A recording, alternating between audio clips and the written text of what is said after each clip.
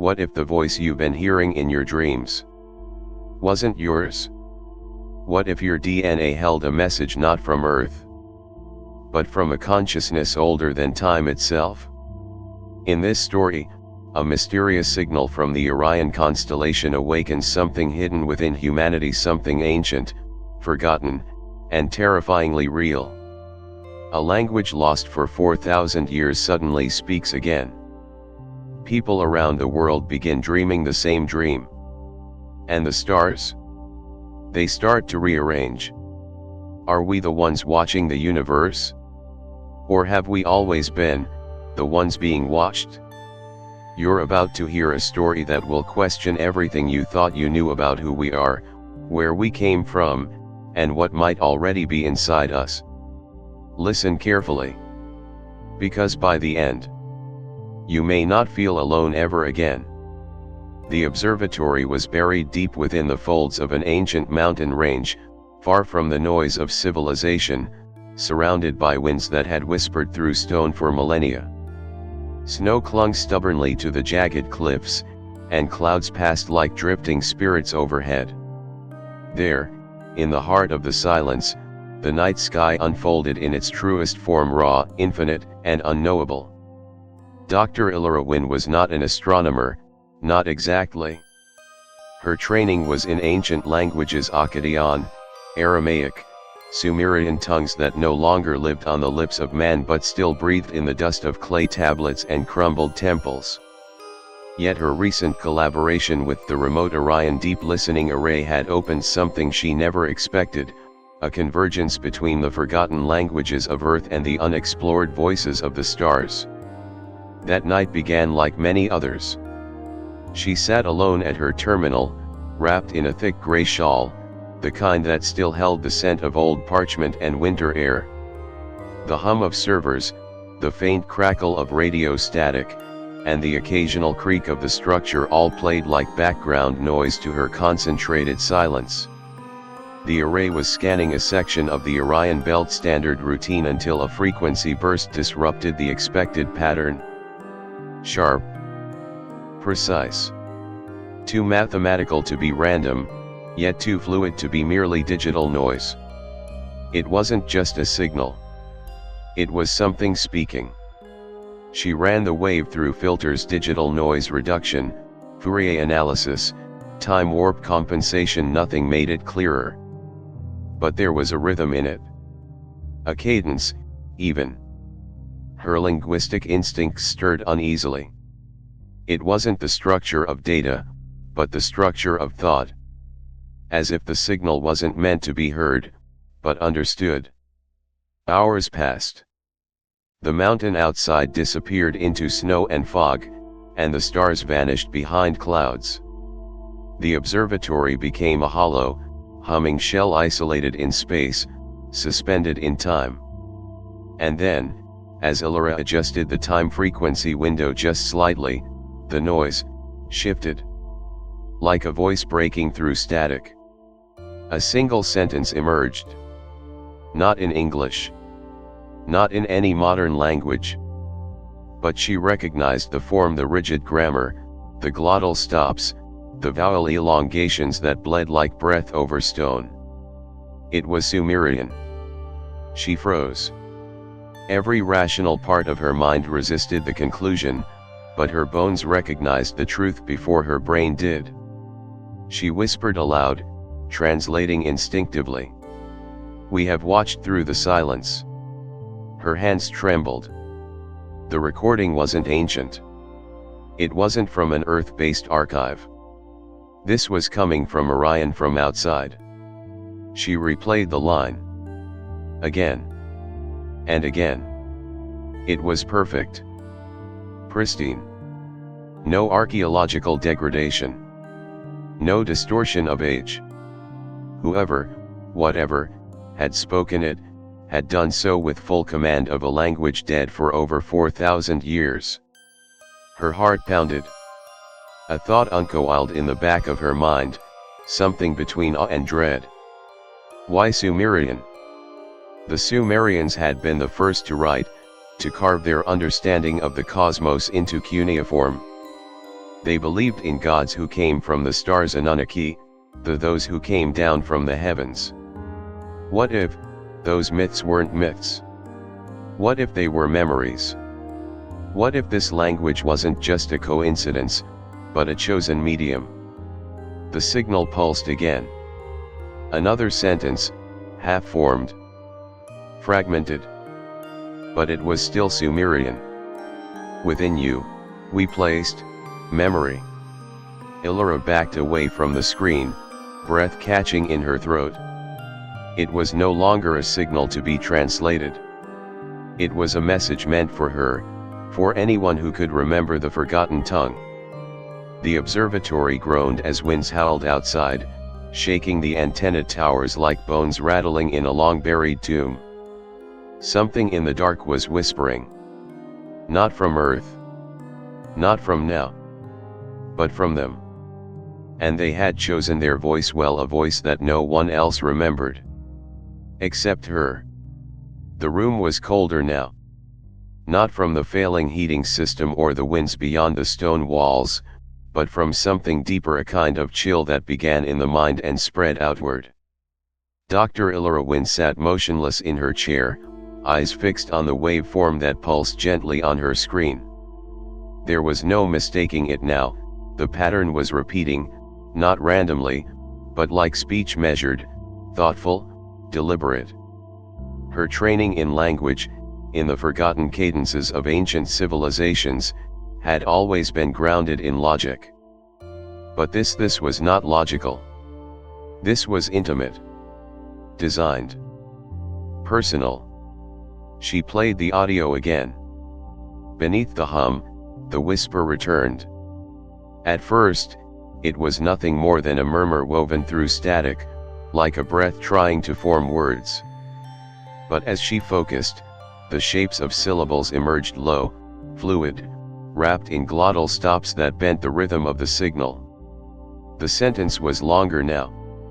She recognized the ancient roots, the deep structure of Emisil, the ceremonial variant of Sumerian once reserved for songs to the gods.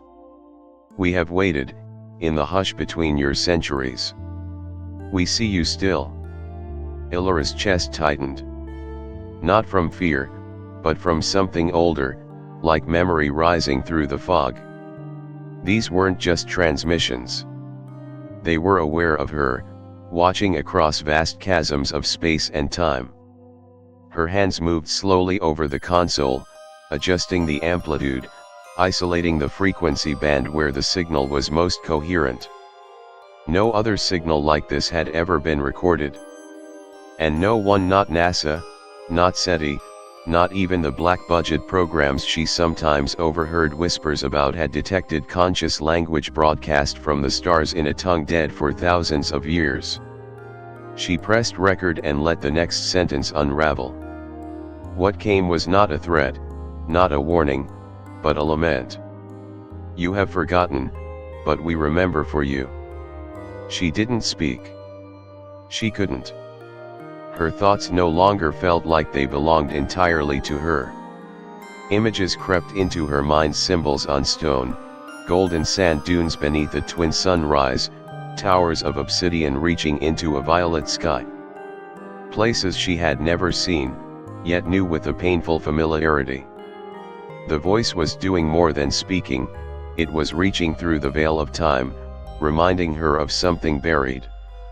And then, something changed. The signal didn't just resonate in the speakers anymore, it resonated in the walls. The structure itself, built into the mountain, began to carry the hum as if it, too, remembered. Instruments flickered. Lights dimmed. A low, oscillating tone moved through the bones of the observatory like a second heartbeat. The air grew dense. Not heavier but more present. Elara's skin tingled. Her vision blurred at the edges, not from exhaustion, but from the intrusion of something else, an awareness that wasn't hers, pressing gently at the threshold of her mind. Not breaking in. Simply waiting for her to open the door. Why me? She whispered aloud, as if the air might answer. But perhaps the answer was already inside her. She thought of her childhood dreams, the ones filled with lights in the sky and words she didn't understand. She thought of the symbols she used to draw compulsively as a teenager, shapes she later found mirrored in ancient Sumerian tablets. Her career, her obsession with lost languages, her choice to isolate herself in this mountain-bound observatory, had it all been guided? The whisper came once more, clearer now. You are the echo. You are the vessel. You have always heard us. She covered her mouth, not in fear but in awe. This wasn't about her decoding the signal. The signal had chosen her. Not for her skills. Not for her intelligence. But because somewhere, deep in the folds of her being, she was already connected. A low rumble passed through the mountain, soft and deep, like the voice of something vast shifting in its sleep. Screens flickered. For a moment, every speaker in the room crackled with simultaneous whispering, a chorus of ancient voices, speaking in overlapping tones, weaving phrases from the roots of language itself. Not just Sumerian. But before Sumerian. It lasted only seconds. Then, silence. The kind of silence that doesn't come from the absence of sound, but from the deliberate withholding of it, like a breath drawn in and held by the cosmos. Elara sat there, still. The waveform had stopped moving. The signal was gone. But something remained in her. She didn't know it yet, but she had been marked not just by a message, but by a presence. A knowing. A memory not hers, yet waiting to bloom like fire beneath ice. And though she sat alone, surrounded by old machines and older stone, she would never be alone again. It was not just the words that haunted her. It was the precision how every syllable of the Sumerian phrases cut through time as if they had never faded, never fallen into dust or ruin. Dr. Elara Wynn sat still, long after the signal had vanished.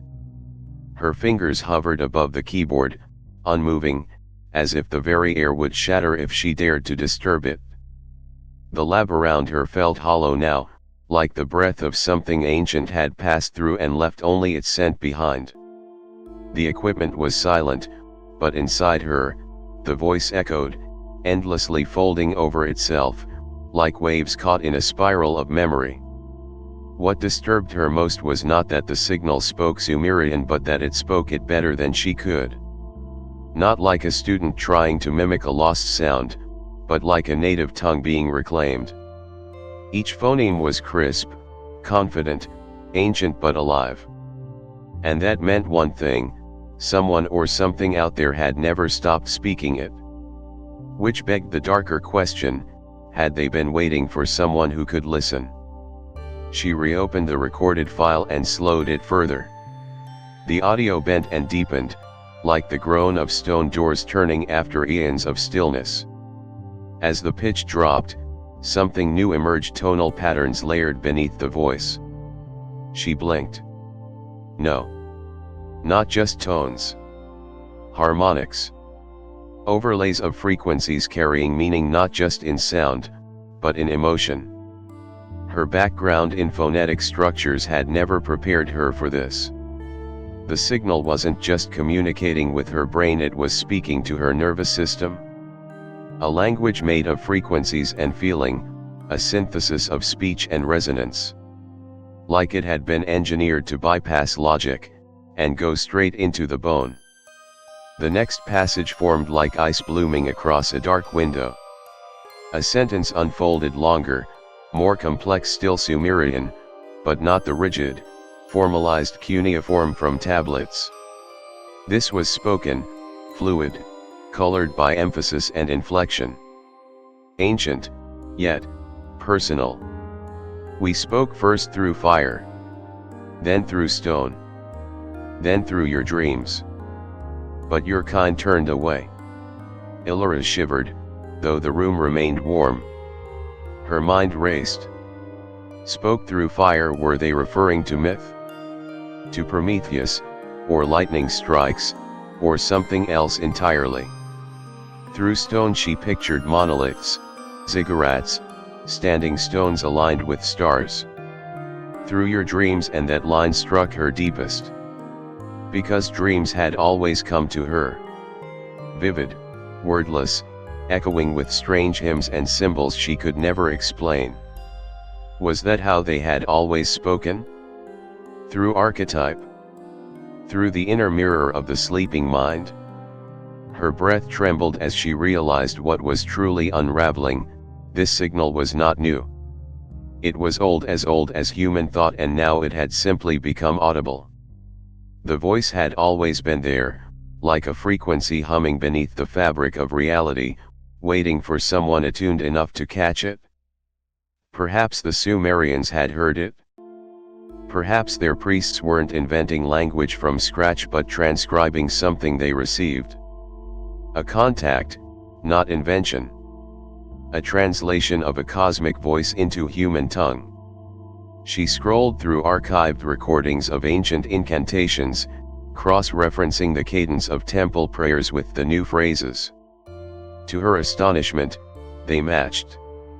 Not exactly, but the rhythm, the way syllables rose and fell, the pauses between concepts, it was as if the original Sumerian priests were mimicking an alien pattern, one that had since been misinterpreted as myth. Then the thought came, unbidden but certain, this language was never ours. It had been implanted. Like a key. Like a memory. And now someone was turning the lock. The recording flared again. Another line came through. This time, deeper. Fuller. Like a being was speaking not just to her ears, but through every material layer of the observatory, as if the concrete and steel itself were being used to vibrate the message. You are the shape we chose, the cradle that could carry us across the dark. And there it was. The truth. Or the beginning of it. Humanity was not alone. Humanity had never been alone. They were not created simply to survive. They were made to carry something.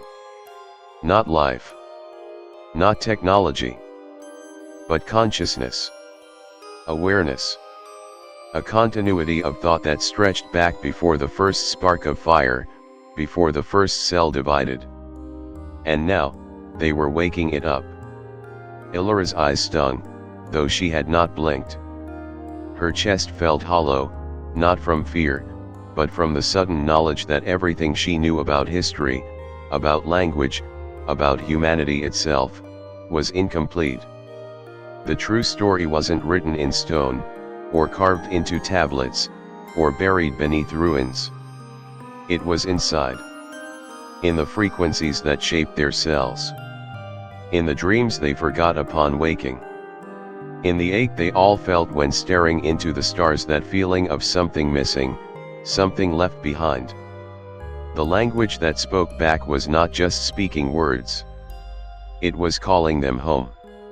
In the darkened dome of the observatory, where once the stars had been silent witnesses, the glow of the screens became the only source of light, pulsing like artificial constellations on her face. Dr. Elara Wynn sat with a posture both focused and haunted, her fingers trembling above the command console as she replayed the segment again and again, not just listening now, but reading between the tones, watching the frequencies like ancient glyphs etched into sound. Something had shifted in the way the signal breathed. There was no longer randomness, no hesitation, it was deliberate, structured, and it was pointing somewhere. She enhanced the spectral pattern and separated the waveform layers by microsecond intervals. To an ordinary analyst, the data might seem like an audio anomaly, but to Elara, who had spent her life reading dead languages and interpreting forgotten codes, the shape of the frequency reminded her of a different kind of script, one not carved into clay or chiseled into stone, but woven into vibration itself. There were segments that repeated, not phonetically, but spatially. The harmonics formed triangulations. Not syllables. Coordinates. As her software converted the pulse patterns into spatial vectors, a star map unfolded slowly on the screen, not of the whole sky, but of one narrow corridor. A sliver of the cosmos humans had looked at for millennia but never truly seen. Her eyes traced the star clusters, her breath catching as the constellation resolved into a familiar belt, 3 stars in a straight line, flanked by glows of gas and dark nebulae. Orion. Not the myth. Not the hunter. But the true structure home to stars like Al-Itak, Al-Nilam, Mentaka. Beyond them, the Horsehead Nebula. A region so far from Earth that its light had traveled 1,500 years to reach them, and yet the signal had arrived here and now, as if it never cared for the limits of time. Elara zoomed into the model. Among the scattered points, one set of coordinates stood out, almost hidden within a dense cloud of dust and ionized gas, marked only by a subtle divergence in background radiation. The system had no cataloged planet, no recorded anomaly. But the signal had centered there. It pulsed with a rhythm not unlike a heartbeat, slow, ancient, and patient. And then the whisper returned. Not through the speakers this time. It was inside her. Not a voice, but a pressure like memory folding back on itself. Her vision dimmed at the edges as if her mind had been pulled forward, projected into the map, into the darkness between the stars. She felt herself moving, not through space, but through something older, something deeper. A tunnel of consciousness. Her skin tingled with the weight of unknown awareness. There were no words now, only images cascading like flashes of forgotten truths, a blue-white star shrouded in dust, a planetary ring system glowing like an iris, and then, a structure. Blacker than space. Geometric. Monolithic. It stood in orbit like a sentinel, and something within it turned to look at her. She gasped, pulled back into her body with such force she nearly toppled from her chair. Her pulse raced. Her breath came in short, desperate gulps. On the screen, the coordinate data stabilized. There was no error. No imagination. The location existed. But what she couldn't explain, what no system could record, was that she had been there. Not physically, but as memory. As if some part of her consciousness had known that place long before her flesh was ever born. She stared at her reflection in the darkened monitor and whispered, almost in reverence, "This is where they are, where they've always been." She opened the planetary database, trying to find any mission, any exploration, any theory that even mentioned a structure near those coordinates. Nothing. The site was too distant, too obscured. And yet, the signal had found a way through. Not by sending mass, but by sending meaning. Information designed to awaken memory embedded in biology, a map etched in the subconscious, waiting for someone like her to find it. The whisper returned this time, as sound, layered over the harmonic tone. "We placed the mark in your sky, so your kind would never forget where the voice began. But you buried the meaning beneath stories and myths. Still, some of you remember. Still, you look up. Still, you wonder why it feels like home." Her hands trembled again. The constellations weren't just tools for navigation.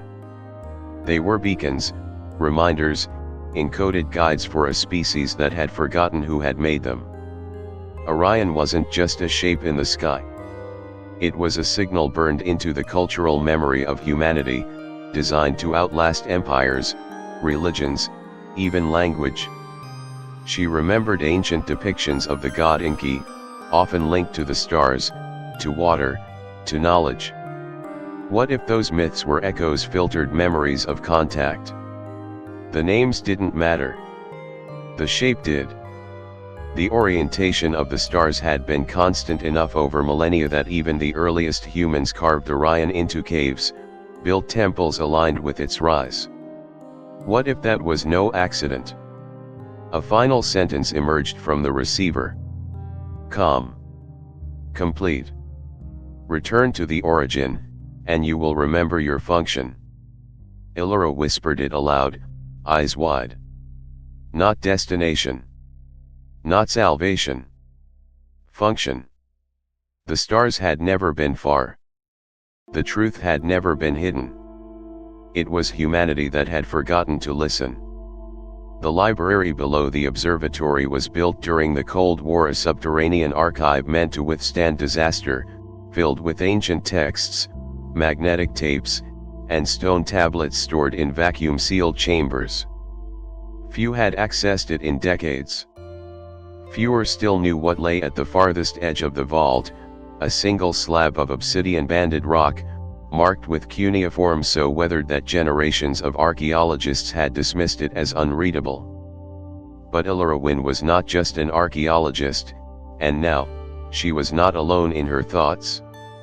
The moment the Orion coordinates had stabilized on her screen, the whisper inside her had shifted. Not louder, but clearer. As if by knowing the place, she had also unlocked a part of herself, or perhaps, a piece of a puzzle long buried within humanity's collective memory. It guided her without force. Just a suggestion. A pull. Like gravity for the soul. She descended the cold metal stairs, her footsteps echoing into stone silence.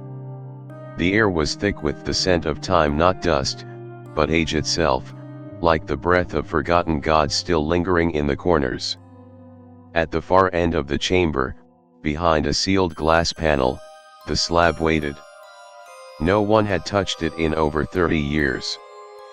But now, as the lights flickered with the same subtle pulse as the signal, Elara felt the urgency, like the slab had waited just for this moment. Just for her. She keyed in the override and slid open the panel. The cold air rushed past her as if the chamber exhaled. The slab stood like a coffin, tall, silent, inscribed with lines of script no one had ever deciphered. But she knew now it wasn't because the language was lost. It was because the key was not yet given. She touched the surface. Nothing happened at first. Then, like ink soaking into stone, the outermost layer of wear began to shift, not physically, but perceptually. Her mind, aligned with the cadence of the Orion signal, began to read. The glyphs reorganized in her vision, ancient patterns blooming into syntax. The codex was not a story. It was a memory map. The opening line struck her heart like a forgotten lullaby. When the sky burned with memory, we carved vessels from dust. Not to live but to carry. The sentence mirrored the transmission from Orion. Word for word. But this slab had been buried for millennia. No signal could have written it retroactively. Which meant only one thing: the signal wasn't new. It was a continuation. She stepped back, breath shallow, pulse tight in her throat. The codex described a time before kings, before temples, a time when the shapers came down not in ships, but in songs of light that embedded ideas into clay and water and bone. The vessels were not just human beings. They were lineages. Bloodlines coded to remember, to protect the essence of the origin until the voice returned. Until it was safe to awaken. Each paragraph that followed felt less like reading and more like recalling. There were references to the binding of sound, an ancient rite in which spoken frequency became the tether between the mind of the host and the will of the origin. There were even fragments of star maps drawn in Sumerian syntax, not abstract mythology, but celestial coordinates encoded in language itself, hinting that the first civilizations did not merely look up in wonder, they remembered the sky. Then came the final lines, buried beneath centuries of misinterpretation. When the sleepers stir, and the sky sings again, let the vessel remember its function. The awakening shall begin where the dust remembers the voice. She stood frozen, her mind reeling, her skin burning with invisible weight. This wasn't just revelation. This was confirmation. The signal wasn't the start of contact. It was the return of it. A cycle. A ritual. A reactivation. Outside, the mountain wind screamed. But beneath that sound, she thought she heard it faint, trembling, a hum. Not from the codex. Not from the speakers. But from the stone itself. The signal was vibrating within the ancient slab, not as transmission but as resonance. The codex had been designed to respond when the frequency returned. And now, it had. She realized, with sudden clarity, that Earth itself may be filled with such objects, markers left by the shapers, inert until their voices came back. What if the pyramids were not tombs but receivers? What if the monoliths weren't religious, but geometric conductors of memory? Her knees weakened. The codex pulsed again once, twice, then fell still. But inside Elara, something had been set in motion. And though she could not yet name it, a single word kept echoing in her mind, again and again. Awakening. The days had begun to blur. Light no longer dictated her rhythm, only the pulses of the signal, the voices buried in stone, and the soft vibrations that now haunted the air even when no machines were running. Dr. Elara Wynn found herself drifting between wake and dream, yet unable to tell which held more truth. Her body moved through the routines of research, but her mind was no longer confined to time. Something had opened not in the world, but within her.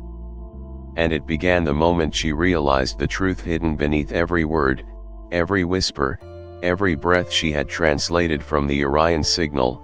They had never been speaking to her mind, they had been speaking to her blood. She ran the audio pattern of the most recent phrase, let the vessel remember its function, through a resonance matching algorithm. A wild idea had taken hold of her. What if this frequency, this sound itself, could interact with the physical body? Not symbolically, not metaphorically, but literally. She isolated the subharmonic structure and compared it against known biological resonances, including EEG waveforms and cellular vibration thresholds. But the result that shocked her most came when she mapped the signal's frequency clusters against gene expression patterns. There were matches. Not vague. Not theoretical. But direct resonance alignments with sequences embedded in human DNA, particularly in the so-called non-coding regions. The junk DNA dismissed by generations of scientists as evolutionary debris. But it wasn't junk. It was a vault. A place not for storing proteins, but for storing something else. A memory. Not hers. Not human. She activated a synthetic resonance simulation and allowed the signal to play through a controlled frequency projector. It was meant to be harmless, just sound, after all. But within minutes, her skin prickled. Her heart rate slowed, not with fear, but with strange calm. The air around her thickened like it was filled with invisible pollen, and the lab's fluorescent lights dimmed as if the voltage had been drawn inward. And then, visions began.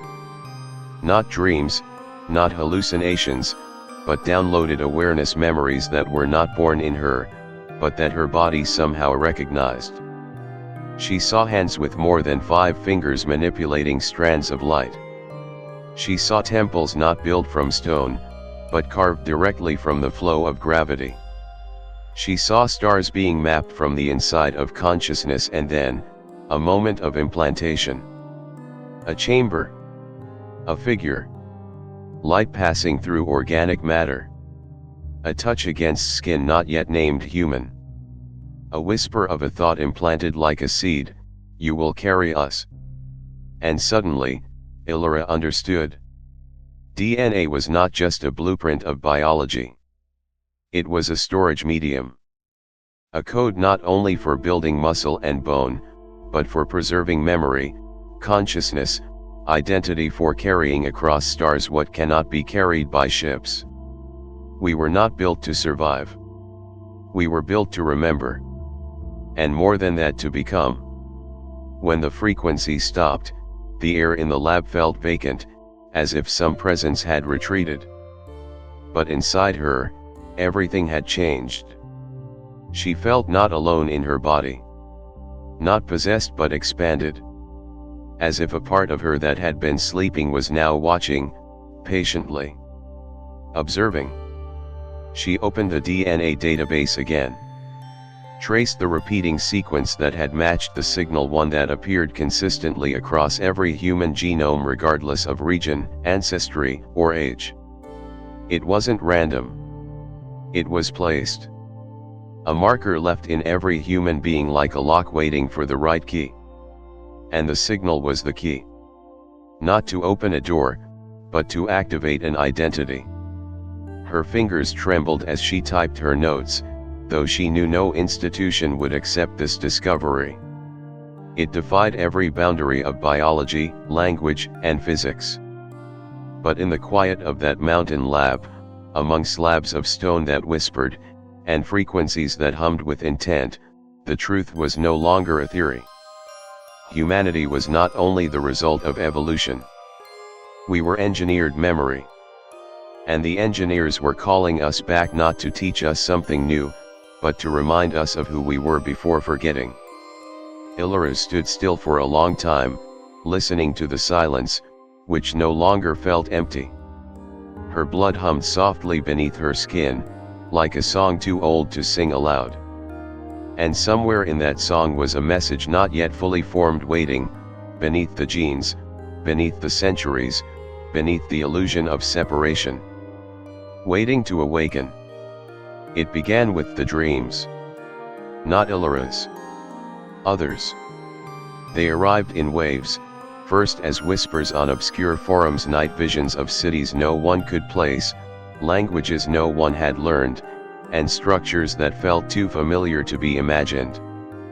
People from distant continents, different faiths, different walks of life, all describing the same sky filled with stars in impossible alignment, all drawing the same glyphs with trembling hands upon waking. The patterns were not symbolic, not mythic. They were maps. Coordinates. And always, in the center of the vision, stood the belt of Orion, burning brighter than the rest of the night. Dr. Elara Wynn sat before her growing collection of reports, watching a strange geometry unfold across the globe, a web of recollections, not tied by culture or time zone, but by something deeper, something that bypassed the mind entirely and struck at the foundation of being. She no longer doubted the purpose of the signal. It was a beacon, yes, but also a trigger. Something in the voice had called not just to her, but to all who carried the right memory encoded inside. And now those memories were surfacing, broken, fragmented, like ancient mirrors resurfacing from black water. She listened again to a recorded call from a woman in southern Peru. The voice was shaking, not from fear, but from recognition. I saw them in light, tall, no face, only presence. They didn't speak, but I understood. They said I was part of their echo. Another came from rural Mongolia, describing the same voice in dreams, followed by the sudden urge to carve spirals into clay. Others wrote in old tongues they had never studied. Some spoke aloud in Sumerian in their sleep. They were not possessed. They were awakening. Elara stared at the heat map. The pattern was not random. It spiraled outward, like ripples from a dropped stone. And she knew exactly where the center was, the coordinates given by the Orion signal. Whatever had been buried there, whatever structure or intelligence waited in that void, it had begun to stir the pieces it left behind across Earth.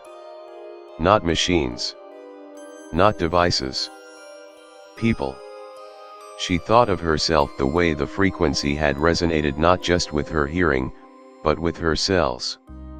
The way she had remembered places she'd never seen, stars she'd never studied. Her mind had not been hacked. It had been reawakened. And now it was happening everywhere. But not all reactions were peaceful. Some of the dreamers were beginning to fracture. A man in Iceland was found wandering across a glacier, barefoot and humming notes in a sequence no one could trace until Elara recognized them as the same tones hidden beneath the original Orion transmission. Another woman in Malaysia had locked herself in a room, drawing spirals in ash, speaking of the return of the carriers. The more the signal spread, the more unpredictable the dreams became, from wonder, to obsession, to madness. The frequency was activating memory, yes. But not all memories were safe. Because memory, real memory, the kind carried across lifetimes, is not gentle.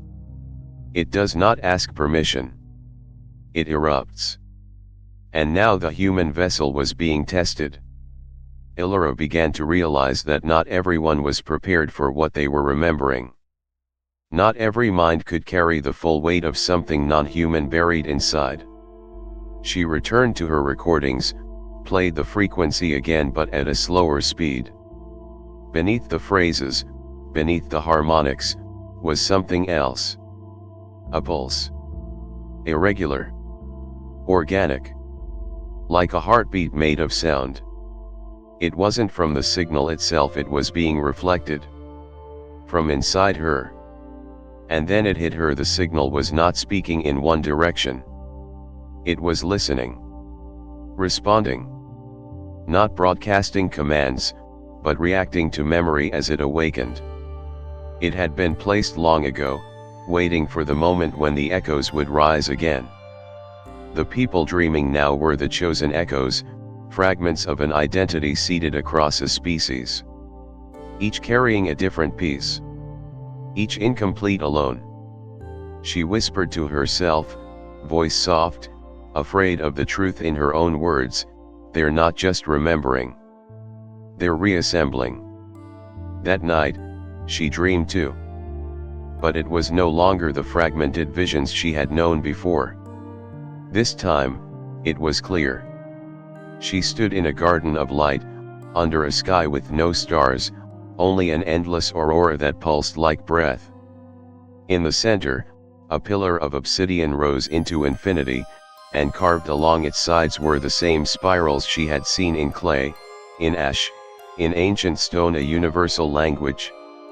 And when she reached out to touch it, she heard the voice again.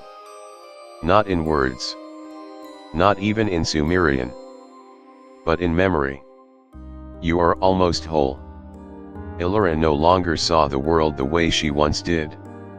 The observatory, once a monument of human effort reaching out into the stars, now felt like a cocoon, not enclosing her, but preparing her for something beyond structure, beyond reason. Days passed in half-light and waking dreams. She stopped checking the time. Not because she forgot, but because time no longer applied.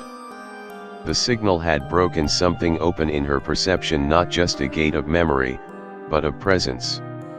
The more she listened, the more she felt watched. Not surveilled. Not hunted. But witnessed, in a way so profound that it transcended the human experience of being seen. It was as if her thoughts were no longer private, as if the space behind her eyes had become a screen, and someone was watching from the other side. It began one night when she activated the signal on loop and lay in total darkness, the sound gently humming through her bones. With each repetition, the edges of her thoughts blurred, like ink bleeding into still water. And then, without warning, without effort, she was no longer in her body. There was no dream. No imagery. Only awareness. Vast. floating in a sea of black so complete that even the concept of color didn't exist. And within that nothingness, she felt them not near, not far, but everywhere. Not in form, not even in motion, but as weight. The weight of something that had never known death. Something that had never been born. They were not light, nor shadow. Not energy. Not matter. They were pure cognition, will without anchor, attention without direction. And when they turned their focus toward her, she felt it not like light upon skin, but like a sudden remembering of something that had always been true. There was no voice, but there was understanding. And in that understanding came a truth that burned with elegance. They had watched before the world had shape. Before planets cooled, before atoms bound, before gravity pulled light into stars, they had already existed. Not as gods. Not as creators. But as observers of potential. They did not mold reality. They listened to it. They remembered it. And when they found a pattern worth preserving, when a world began to hum with rhythm, with life, with self-questioning intelligence, they marked it. Not by altering it, but by planting the capacity to remember them. That was what humanity carried, not divinity, not destiny, but a receiver. A fragment of memory so old, so subtle, that it masqueraded as instinct, as myth, as the strange pull one feels when staring into the stars too long and wondering what's staring back. Elara understood, in that moment, that the signal was not a call. It was a pulse of recognition, a key turned in a lock so ancient it had been buried in the species itself. The eyes that watched were not invading. They were activating the mirror they had placed within the human mind. The whisper was not instruction, it was reunion. And the ones who dreamed, the ones who saw patterns, the ones who broke beneath the weight of memory, they were not chosen. They were simply ready. The vision, or whatever it was, faded not with light, but with a gentle release. Elara found herself back in the observatory, lying on the cold tile floor, the hum of the signal still playing. But she was no longer trembling. No longer afraid. Because now, she understood the fear had never belonged to her. It had been a reflex, a leftover shell of human self-preservation trying to interpret something too vast to categorize. She sat up slowly and spoke aloud, just to hear her own voice return. "They're not coming," she whispered. "They've already been here. And more than that, they had been inside." The signal hadn't opened a channel to space. It had turned on the window that had always existed within the mind, covered over by generations of noise, belief, and forgetting. That night, she recorded a new entry into her log. Her voice was calm, not rehearsed, but almost sacred. "They do not live as we live. They are thought without end. Will without anchor. Memory without death. And we are the mirrors they place to observe themselves across time. We were built to reflect something older than stars. And now, the reflection has awakened." The air in the observatory had changed. It wasn't the temperature. Not the pressure. But something deeper, something in the way sound moved through it.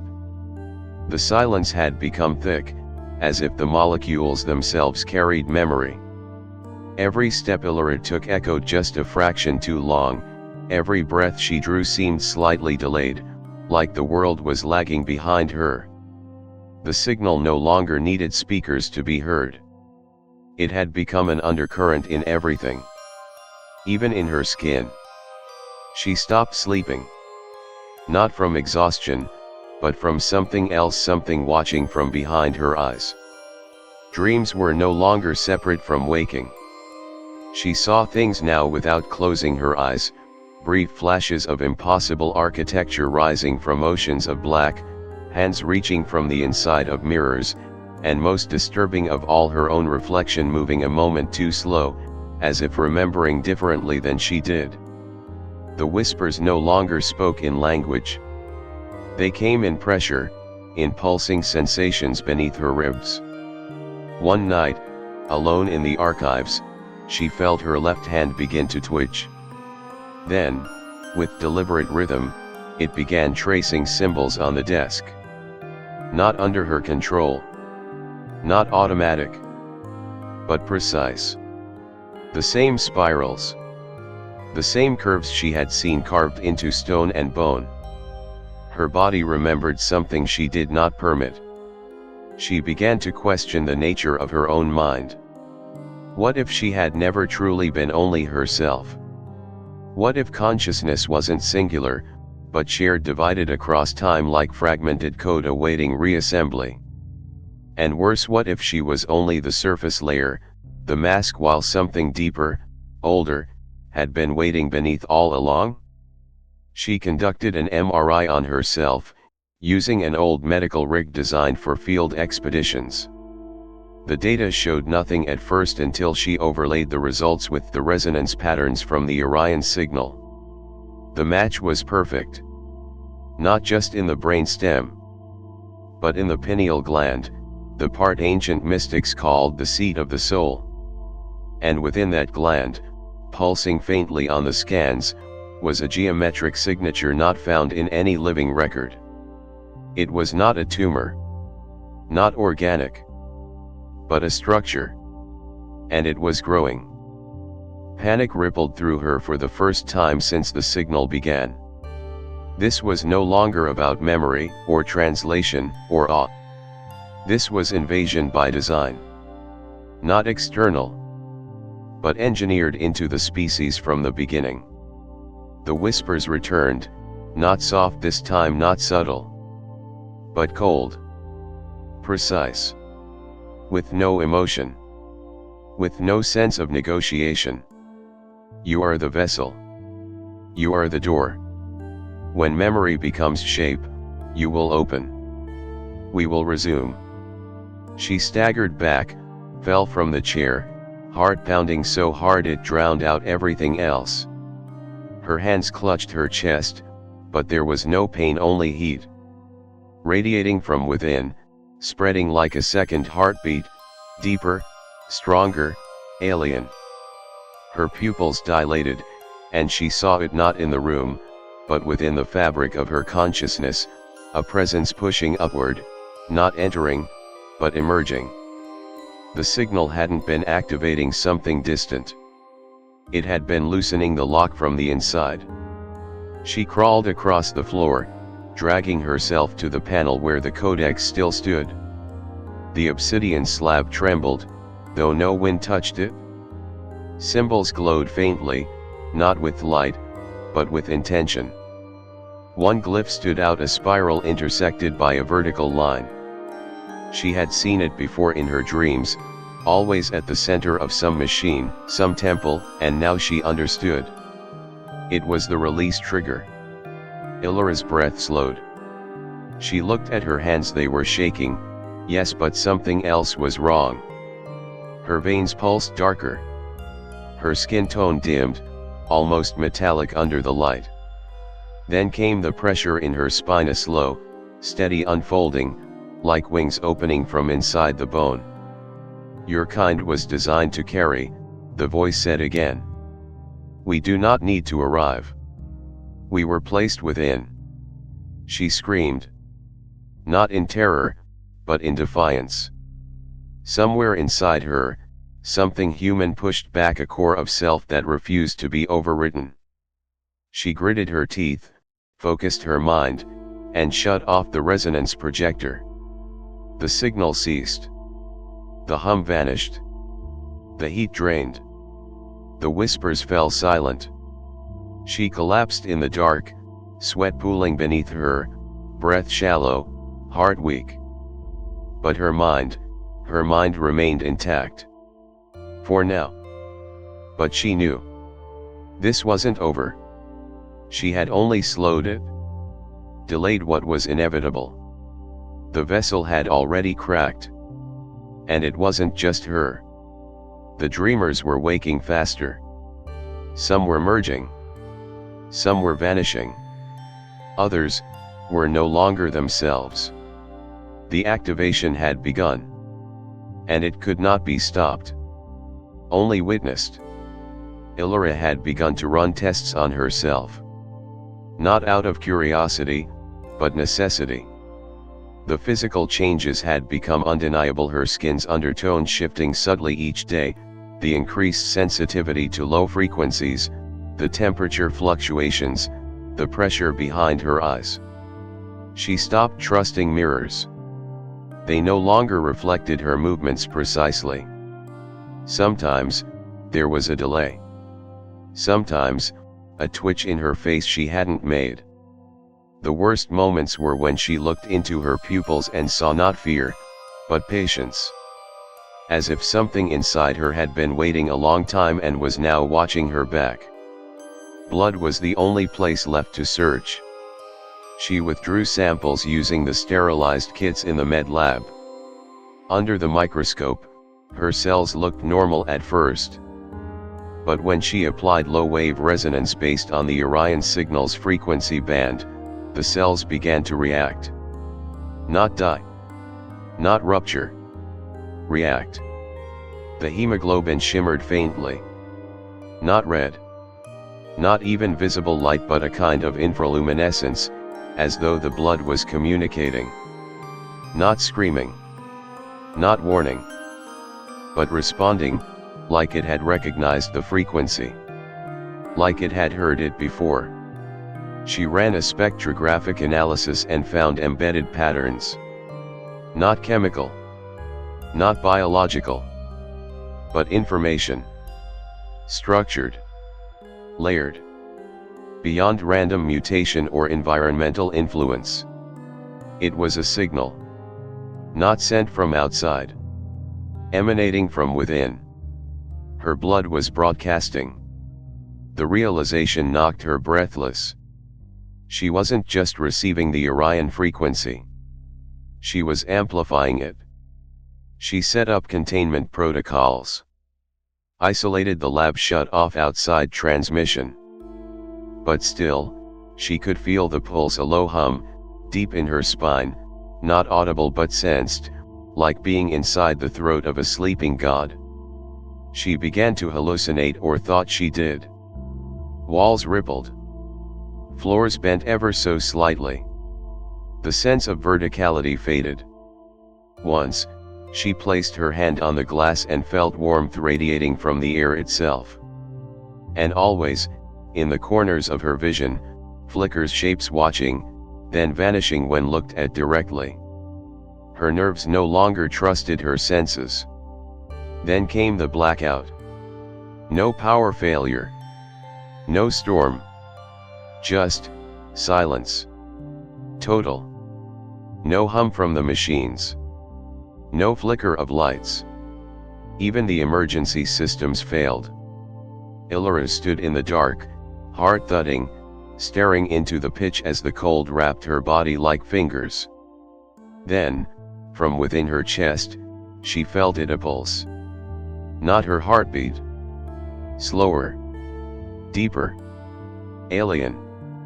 And behind her eyes, the pressure returned, blooming outward like a reverse scream, not of pain, but of extraction. Something was reaching through her, using her. The walls began to shimmer faintly. On them, symbols appeared, not projected, but woven from light itself. Spirals. Angles. Star lines. A map made of blood memory, shown only when the vessel was ready. Her veins glowed faintly, as if following invisible circuits. Her breath caught in her throat. She tried to move, but her muscles locked. Her body was no longer following only her commands. She was being overridden. Then the voice came. Not spoken. Not even heard. But imprinted. You were never the receiver. You are the relay. You are the seed. When your kind sang myths, we listened. When you painted the sky, we remembered. Now, you remember for us. She fell to her knees. Her spine arched involuntarily. The world tilted sideways. Her blood was vibrating. Each cell not in chaos but in symphony. And at the center of the resonance, she heard something trying to emerge. Not a being. Not a message. But an identity hers, rewritten. Theirs, returning. Then, a scream not hers rang through the observatory. The lab's secondary terminal flickered to life on emergency power. A new voice streamed through an encrypted channel. Not human. Not robotic. Something, in between. It said one word. Conduit. That's what she was. Not a translator. Not a vessel. A conduit. A living link between an intelligence older than galaxies and a species it had once left behind. Or, had never left at all. The lights returned slowly. The walls cooled. Her blood dimmed. But the signal remained silent now, but always there. A whisper behind reality, waiting for the next activation. She collapsed beside the console, breathing in sharp, uneven gasps, her fingers twitching with the remnants of a language she didn't know how to speak, yet. And in her veins, the memory continued to hum. The news never covered it. Not directly.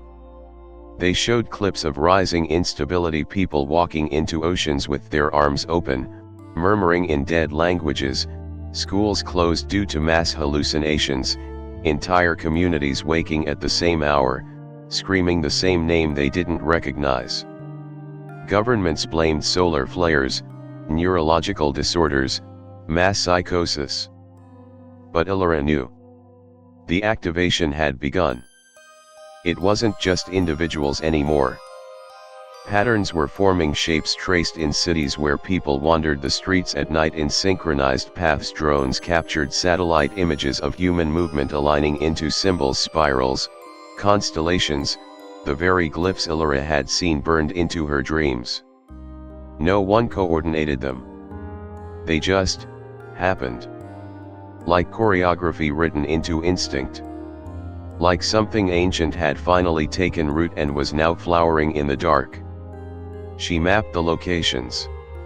Every incident linked to ancient sites, places of myth, of ruin, of forgotten ritual. But now those places weren't silent. People were drawn to them. Not tourists. Not cults. Carriers. Dreamers. Hosts. Some brought offerings. Others simply knelt in silence. But when she scanned the electromagnetic signatures of those sites, every one of them pulsed with the same frequency. The Orion code. They were like beacons turning back on after thousands of years, triggered not from the stars, but from inside the human genome itself. She remembered the codex's words, "Let the vessel remember its function." But this wasn't remembering. This was overwriting.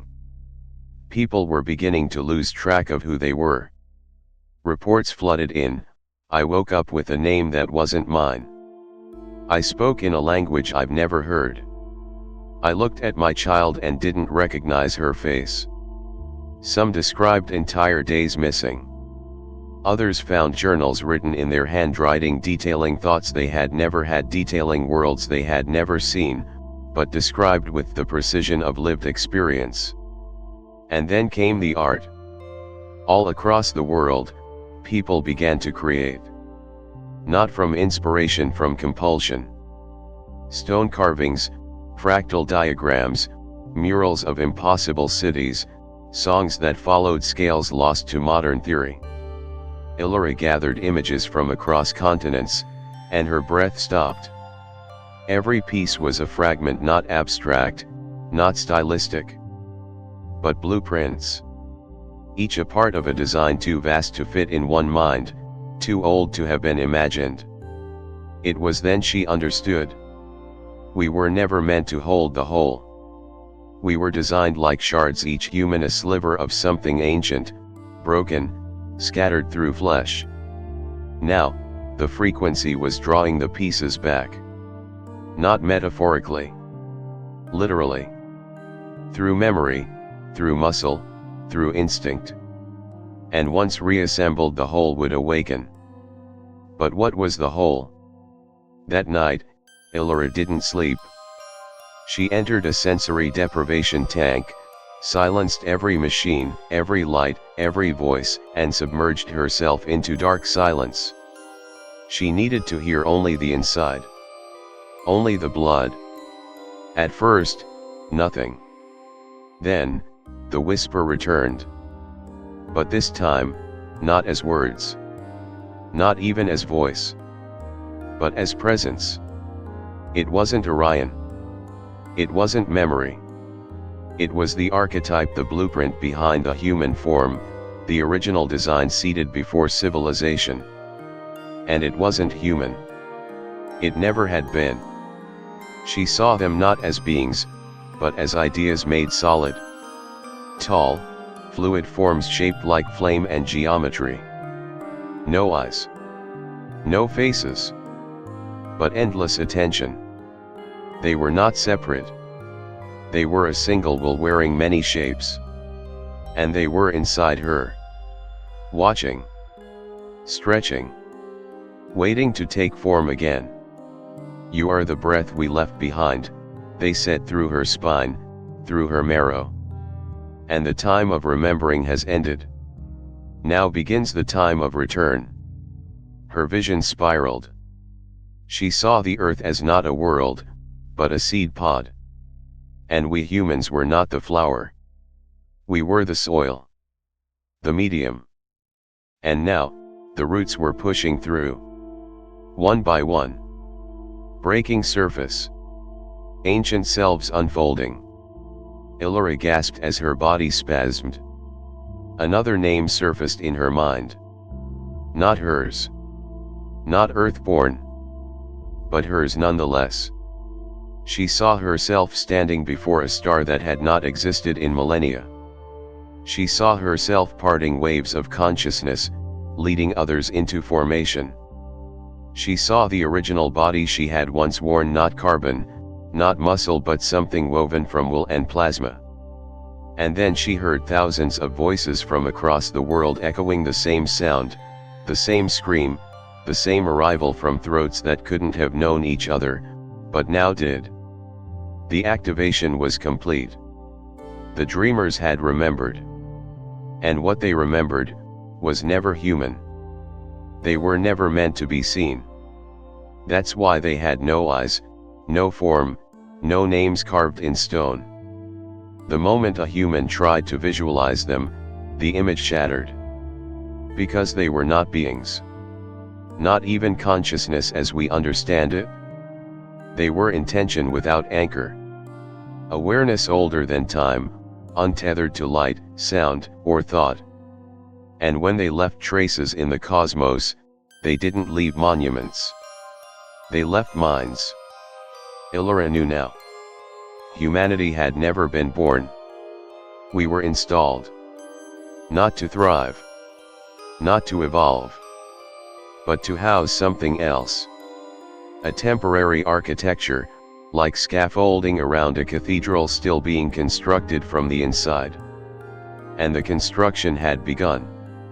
Across the planet, the dreamers had started to break down, not physically, but psychologically. They saw themselves in third person.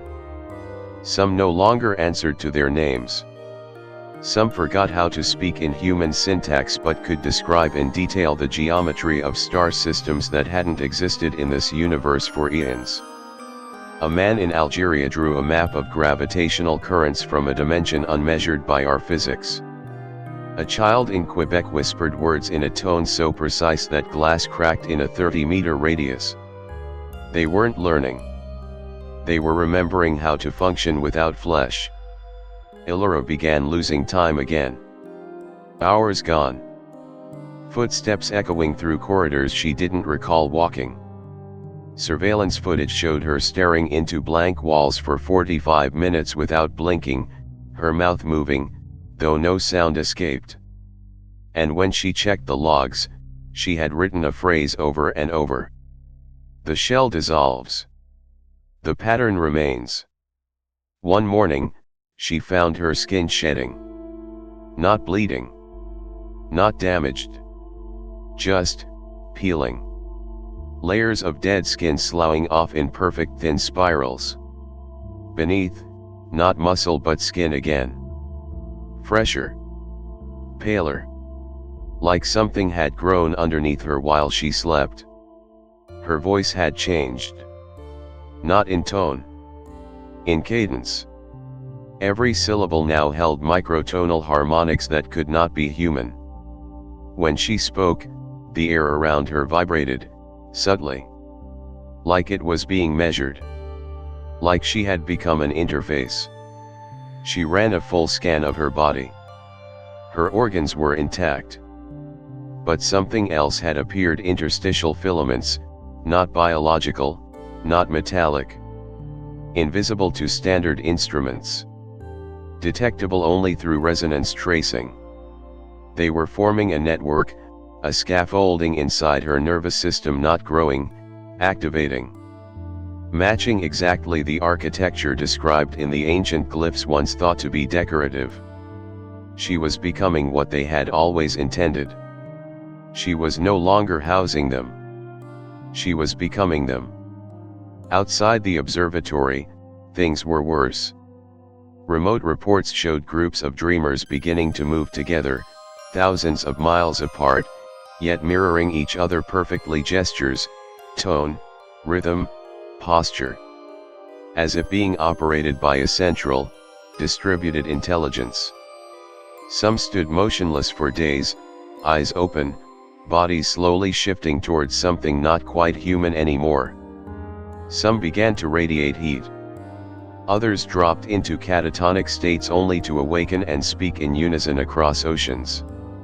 We are reclaiming what was fractured. This is not your extinction. This is your recombination. Elara watched these transmissions with cold sweat down her back. The word recombination echoed in her ribs like bone-deep thunder. She understood. The beings had never needed ships. Never needed to invade. They had already seated themselves, as archetypes, as echoes, as biological decoys embedded inside genetic memory, waiting for just enough complexity, just enough connectivity, and just enough forgetting, for them to return without resistance. And that time was now. The walls of the observatory vibrated constantly now. Objects drifted slightly out of phase. Reality itself seemed unstable. Her coffee cup would shift an inch to the left without sound, screens would flicker in languages not yet invented. She caught glimpses of her own face on monitors with slight variations: the eyes more elongated, the features smoother, expressionless. And when she blinked, they were gone. But the worst was the mirror. She stood before it one night. Stared for hours. Her own eyes blank. Then, slowly, the reflection smiled. She didn't. Her mouth remained still. And yet the mirror self leaned in, face unchanged, and whispered, "We're almost home." It didn't begin with fire. It began with silence. One by one, the world's noisiest places went quiet, not from power loss, not from violence, but from something else. Attention. As if something beyond the sky had finally turned its focus fully toward Earth. Airports fell still. Traffic stopped. Cities stood motionless for 90 seconds. Every screen blinked white. Every transmission paused. And in that collective breath held across the globe, a sound emerged, not from speakers, but from within. A single, low tone. Not heard. Felt. Elara was on the floor of the observatory when it happened. Her body shuddered as the frequency passed through her skull like a tremor of thought turned to stone. Her blood moved wrong. Her breath sank to a rhythm that wasn't hers. And her vision fractured, like the world had suddenly layered itself into multiple versions overlapping, twitching, converging. The furniture shifted subtly. Shadows detached from their sources. And outside the window, the stars no longer matched the sky chart. She wasn't hallucinating. Reality was recalibrating. Around the globe, the dreamers now known as the hosts began to move in unison. Not toward each other, but toward geographical resonance points, ancient sites, fault lines, ley intersections. Places built long before written history. They did not speak. They did not eat. They walked, stood, or knelt, until the final sequence began. It started with light. Not from the sky, but from the earth. Stones vibrated. Oceans formed spirals of phosphorescent geometry. Mountains pulsed as if they were lungs. In Iceland, a volcano erupted silently, emitting shards of crystallized sound. In the Gobi, sand dunes aligned into patterns visible from orbit. In Brazil, a jungle canopy curled inward, revealing structures that had never been mapped, black monoliths buried under green for 10,000 years. Then came the rupture. A boy in New Zealand screamed, and 300 people dropped dead within 5 kilometers, all sharing the same brainwave spike at the moment of his cry. A woman in Tehran opened her eyes and everyone around her forgot their own names. In Nigeria, a host walked into a cathedral and whispered one syllable. The glass melted. The pews burned. And every unborn child in a 5-mile radius stopped moving for 3 minutes. Then continued. But their heartbeats were now synchronized to the Orion pulse. Elara staggered to her console, the room flickering like it existed on the edge of a dream that kept trying to remember itself. Monitors showed live feeds, mass gatherings, spontaneous synchronicities, impossible architecture forming in deserts from dust alone. And above Earth, above the poles, shapes began to form in the upper atmosphere. Not ships. Not beings. But fields. Gravitational lattices, vast and ancient, folding space around the planet like a chrysalis. They weren't coming. They were being born. Through us. From us. And we had never been the owners of ourselves. The hosts began speaking all at once across the world. But not in Sumerian. Not in words. Their mouths opened, and pure harmonic structure emerged, sound that rearranged thought.